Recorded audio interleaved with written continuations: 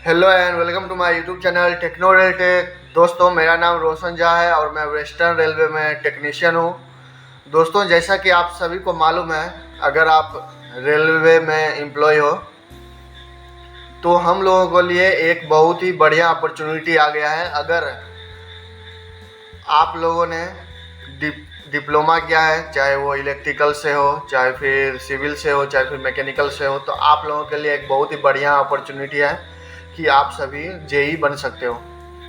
और अगर आपने डिग्री किया हुआ है तो आप ट्रेन मैनेजर के लिए अप्लाई कर सकते हो, ट्रेन मैनेजर बन सकते हो, जिसको कि नॉर्मली हम लोग गार्ड भी बोलते हैं। और अगर आपने आईटीआई किया हुआ है या फिर 12th में पीसीएम किया हुआ है, यानी कि फिजिक्स केमिस्ट्री है आपके पास, तो आप टेक्नीशियन के लिए भी अप्लाई कर सकते हो।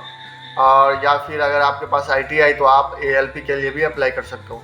तो हम लोगों के लिए, जो कि हम लोग रेलवे में पहले से ही जॉब कर रहे हैं, हम लोगों के लिए बेस्ट अपॉर्चुनिटी आ गया है जीडीसी 2023।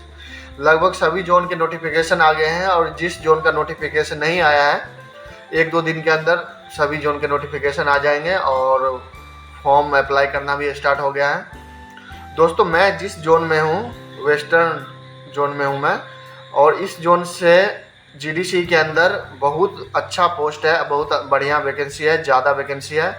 मैं बात करूँ जेई की, जो यूआर कैटेगरी की है, उसके अंदर 51 पोस्ट है। इतना ज़्यादा पोस्ट बहुत कम देखने को मिलता है जीडीसी एग्ज़ाम के थ्रू, वो भी तब जबकि अभी 8-10 महीने ही हुए हैं जीडीसी एग्ज़ाम को किए हुए, उसमें भी बहुत ज़्यादा पोस्ट था। लेकिन फिर भी मैं उसको क्लियर नहीं कर पाया, कुछ पर्सनल प्रॉब्लम आ गया था। लेकिन इस बार मैंने भी ठान लिया है कि इस बार जीडीसी एग्ज़ाम के थ्रू जेई बन के ही रहना है। मेरे से जितना ज़्यादा हो सकेगा मैं उतना ज़्यादा कोशिश करूँगा, उतना ज़्यादा मेहनत करूँगा। डेली कम से कम 4 घंटे मैं स्टडी करूँगा। मैंने अपना बेस्ट स्टडी प्लान कर लिया है, जो कि 3 महीने का रखा है। पिछले एग्ज़ाम में नहीं, मैंने थोड़ा बहुत पढ़ाई किया था, जो कि इस बार हेल्प करेगा। तो इसलिए मैंने 3 महीने का स्टडी प्लान बनाया है। और अगर आप लोगों ने अभी तक स्टडी प्लान नहीं किया है तो आप सभी से रिक्वेस्ट है कि स्टडी प्लानिंग ज़रूर कर लीजिए। अगर आप लोगों ने बिना प्लानिंग के स्टडी करना स्टार्ट करेंगे तो आप कभी भी जीडीसी एग्ज़ाम को क्लियर नहीं कर सकते हैं, क्योंकि इस बार एग्ज़ाम बहुत जल्दी हो जाएगा। 3-4 महीने के बाद जो है आपका एग्ज़ाम कंडक्ट हो जाएगा, तो उतना टाइम नहीं है हम लोगों के पास में। आप लोग आज से ही तैयारी करना स्टार्ट कीजिए। और दोस्तों, मैंने सिविल से डिप्लोमा किया हुआ है, और सिविल से डिप्लोमा किया हुआ है तो इसलिए मैं जो है जेई के लिए अप्लाई करूँगा, और जेई के लिए अच्छा खासा पोस्ट है इस बार। तो मेरा पूरा कोशिश रहेगा कि इस बार तो मैं जीडीसी जेई बन के ही रहूँगा। अब मेरे से जितना हो सके मैं पूरा कोशिश करूँगा, क्योंकि इससे ज़्यादा अपॉर्चुनिटी कभी नहीं मिलेगा आपको रेलवे के अंदर जीडीसी के थ्रू। और मेरे लिए तो बहुत लक्की मैं मानता हूँ कि इतना जल्दी मुझे दूसरा मौका मिल रहा है। मैंने तो सोचा भी नहीं था, मैंने सोचा था तो अब इससे अच्छा मौका कभी नहीं मिलेगा, मैं चूक गया हूँ। लेकिन इतना जल्दी दोबारा रेलवे मौका दे रहे हैं हम लोगों को, जीडीसी एग्ज़ाम कंडक्ट करा रही है, तो इस मौके को आप सभी हाथ से मत जाने दीजिएगा। आप सभी से जितना ज़्यादा कोशिश हो सके आप सभी मेहनत कीजिए और इस बार इस एग्ज़ाम को निकाल के रहिए, क्योंकि किस्मत भी हम लोगों को बार बार इतना अच्छा मौका नहीं देता है यार। जो लोग जॉब नहीं लगा है उनका जॉब रेलवे के अंदर, उन लोगों से पूछो क्या हालत होता है जॉब के लिए। तो हम लोग लकी हैं, एक तो हम लोग रेलवे में पहले से ही जॉब कर रहे हैं और उस पर जीडीसी का एग्ज़ाम कंडक्ट हो रहा है इस बार सभी जोन में। तो ये बहुत बड़ी बात है हम लोगों के लिए। हम लोग लकी हैं कि इतना जल्दी जीडीसी एग्ज़ाम हम लोगों को मिल रहा है। तो आप लोग आज से ही अपना जो है तैयारी स्टार्ट कीजिए। मैंने जो अपना 3 महीने का जो स्टडी प्लानिंग किया है वो सभी मैं आप लोगों को इस वीडियो में शेयर करने वाला हूँ। दोस्तों, अगर आपने अभी तक चैनल को सब्सक्राइब नहीं किया तो चैनल को सब्सक्राइब कर लीजिए और बेल आइकन को ज़रूर प्रेस कीजिएगा, जिससे कि नेक्स्ट वीडियो का नोटिफिकेशन आपको मिल जाएगा और आप ऐसे ही नॉलेजेबल वीडियो देख सकेंगे। तो दोस्तों, जो मेरा क्या प्लान है आप लोगों को पता ही है कि इसमें नॉन टेक और टेक दोनों आएंगे। तो जो नॉन टेक का पोर्शन है उसमें 4 पार्ट है। उसमें जो सिलेबस है, एक तो कंप्यूटर का है, दूसरा इन्वायरमेंट का है, तीसरा फिजिक्स और केमिस्ट्री का है। तो हम लोगों को नॉन टेक में कहाँ दिक्कत आता है, मेरे ख्याल से जो मैंने पिछला जीडीसी एग्ज़ाम दिया था, जो कंप्यूटर के पार्ट होता है, कंप्यूटर के जो क्वेश्चन होते हैं उनमें हम लोगों को काफ़ी ज़्यादा मुश्किल होता है, क्योंकि हम लोग कंप्यूटर को हल्के में ले लेते हैं, उसको पढ़ने में हम लोगों को ज़्यादा इंटरेस्ट भी नहीं रहता है। तो कंप्यूटर के जो नॉर्मल क्वेश्चन होते हैं वो भी हम वहाँ पर ऑप्शन को देख के गलत कर देते हैं। जैसे कोई सिंपल सा क्वेश्चन भी रहेगा और उसमें जो 4 ऑप्शन होता है, क्योंकि हम लोग उतना जो डीपली पढ़ाई नहीं किए होता है तो चारों ऑप्शन के बारे में हम लोगों को पता नहीं होता है, और चारों ऑप्शन देखने में एक जैसे ही लगेंगे आपको। जो कंप्यूटर के क्वेश्चन एग्जाम हॉल में आप लोग जब करोगे तब आपको फीलिंग होगा। जो नॉर्मल सा इजी क्वेश्चन होता है वो भी कंप्यूटर के गलत हो जाते हैं। तो इस बार मेरा जो नॉन टेक का पहला फोकस है वो कंप्यूटर के ऊपर रहने वाला है, और इस बार मैं कंप्यूटर को डीपली पढ़ाई करूँगा। जो अगस्त का मंथ है, अगस्त के मंथ में ही मैं कंप्यूटर का जो है कंप्यूटर पढ़ना स्टार्ट कर दूँगा। इसके लिए आप 2-3 बुक ले सकते हो। कंप्यूटर का ज़्यादा बुक कॉस्टली भी नहीं आता है, एक तो लूसेंट का आता है, उसके जैसे 2-3 बुक और आप सर्च कर सकते हो, और आप PDF भी ऑनलाइन देख सकते हो। इसमें ज़्यादा कुछ नहीं है, लेकिन आपको क्वेश्चन जो है पढ़ने में इंटरेस्ट नहीं लगेगा, तो ये दिक्कत होता है कंप्यूटर के क्वेश्चन में। दूसरा क्वेश्चन है जो पार्ट है वो है इन्वायरमेंट का। इन्वायरमेंट के बेसिक से क्वेश्चन होता है, वो आप इजीली कर दोगे, आपको 1-2 बार ही पढ़ लोगे पूरी बुक, तो वहाँ से आप लोग कर सकते हो। सिंपल सा सिलेबस रहता है इन्वायरमेंट का, ज़्यादा डीपली जाने की ज़रूरत नहीं है हम लोग को। जो इन्वायरमेंट के क्वेश्चन आते हैं, जो 1-2 सम्मेलन होता है उसमें से 1-2 क्वेश्चन आ जाता है। कौन से मीटिंग कहाँ पे हुआ है, जो ओजोन वाला है उसमें से आ जाता है। जो हमारा पर्यावरण का अधिनियम है उसमें से आ जाता है। उसमें से आप लोगों को जो क्वेश्चन है वो इजीली आ जाता है, लेकिन जो कंप्यूटर वाला क्वेश्चन है उसमें हम लोगों को डाउट रहता है, तो इसलिए वहाँ पर एग्जाम हॉल में हम लोग जो इजी क्वेश्चन होता है उसको भी गलत कर देते हैं। और उसके बाद जो इसमें नॉन टेक में है फिजिक्स एंड केमिस्ट्री, फिजिक्स के क्वेश्चन भी आप लोगों को काफ़ी ज़्यादा देखने को मिलेगा इसमें।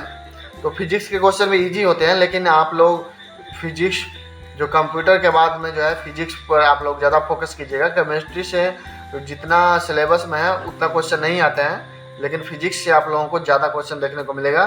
तो नॉन टेक में कंप्यूटर और फिजिक्स को आप लोगों को अच्छे से पढ़ाई करना है, तभी आप लोगों का नॉन टेक अच्छा जाएगा।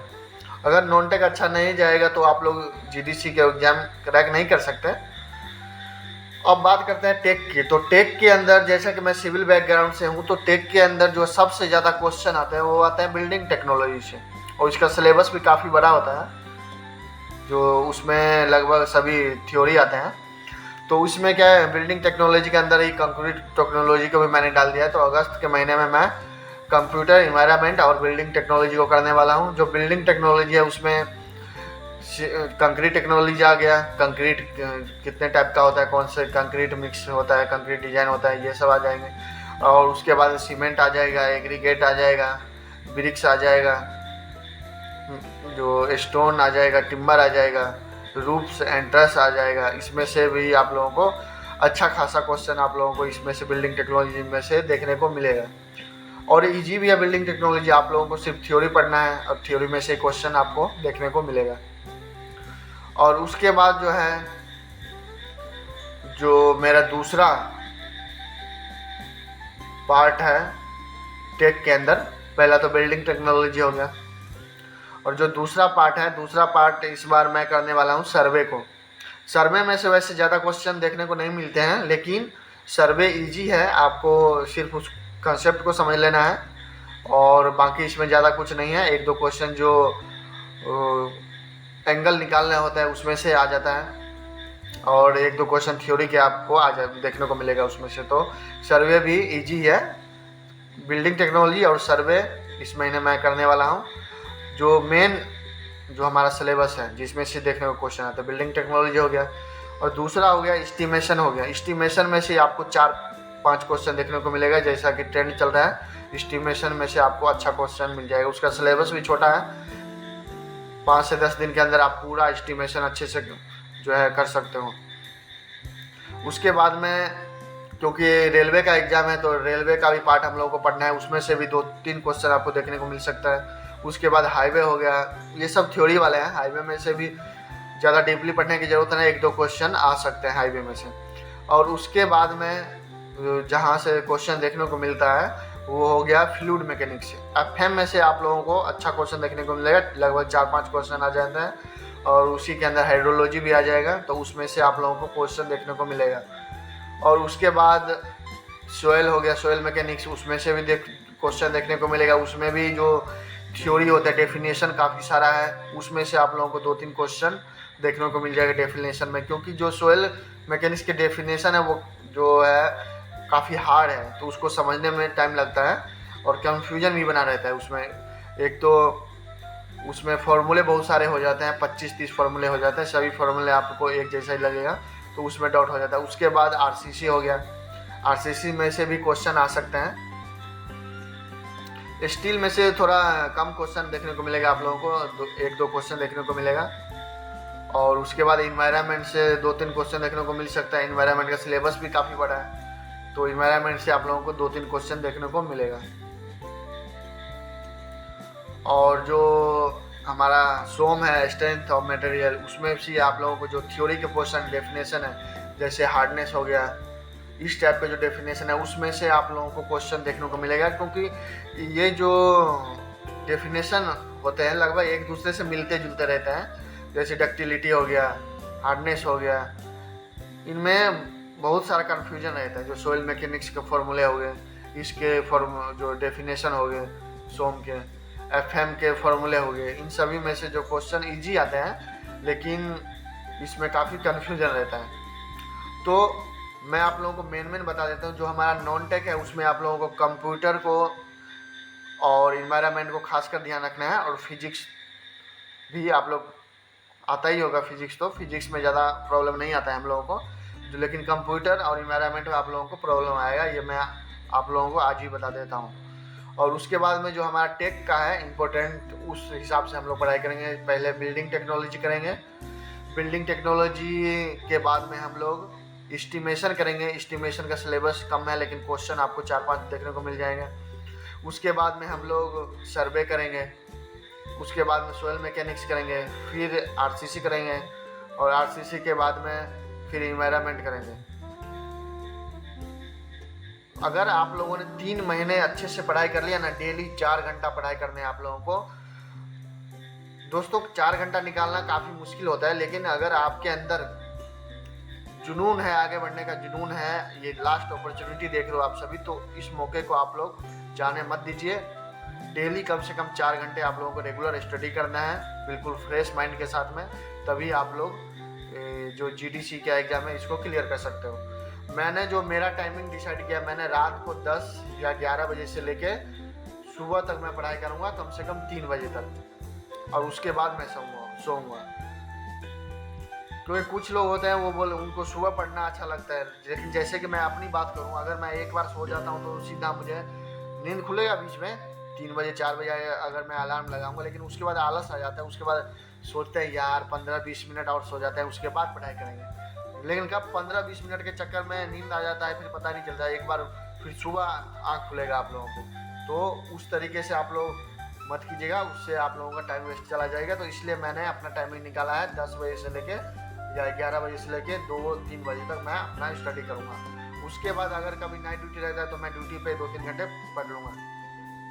तो इस तरीके से आप सभी को प्लानिंग करना है। एक बात याद रखिएगा, अगर जीडीसी एग्जाम को 3 से 4 महीने में आप लोगों को क्लियर करना है तो स्टडी प्लानिंग करना बहुत ही ज़्यादा जरूरी है। जब बिना स्टडी प्लानिंग के अगर आप तैयारी करोगे जीडीसी का, तो शायद ही आप लोग इस एग्जाम को क्रैक कर सकते हो। तो अगर आपने अभी तक स्टडी प्लानिंग नहीं किया तो सबसे पहले आप लोग स्टडी प्लानिंग कीजिए, और उसके बाद में स्टडी स्टार्ट कीजिए। ये मेरा रिक्वेस्ट है आप सबसे। तो ये मेरा स्टडी प्लान है 3 से 4 महीने का, और अगर मैं डेली 4 घंटे में निकाल लेता हूँ तो समझिए कि मेरा सिलेक्शन लगभग कन्फर्म हो जाएगा। तो इसी तरीके से आप लोगों की, जब आप लोगों का ज़्यादा टाइम होता है उस टाइम आप लोगों को वो टाइम डिसाइड करना है, उसके बाद में आप लोगों को अपना स्टडी स्टार्ट करना है। दोस्तों ये अगर आपने स्टडी प्लानिंग कर लिया है तो कमेंट बॉक्स में कमेंट कीजिएगा, और अगर आप चैनल पर नए हैं तो इस चैनल को सब्सक्राइब कर लीजिए और बेल आइकन को ज़रूर प्रेस कीजिएगा, जिससे कि आने वाले वीडियो का नोटिफिकेशन आपको मिल